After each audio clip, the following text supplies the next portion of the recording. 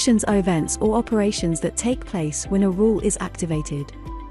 Actions are defined when configuring rules and are divided into the following categories and subcategories.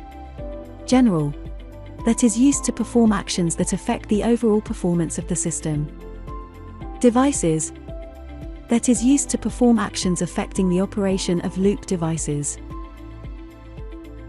Panel inputs and outputs, that is used to perform actions affecting control panel inputs and outputs. Zones, that is used to perform actions affecting the operation of zones. Output groups, that is used to perform actions affecting the operation of panel output groups. Actions can be defined for the local panel, globally, or for remote panels, devices, groups, etc., if this option is selected in the Actions window. If cancel action is used, an opposite action is executed when the rule is deactivated. Remember that some actions do not have an opposite action, for example, reset panel, reset input, reset output, panel silence, sound as silence and sound as resound.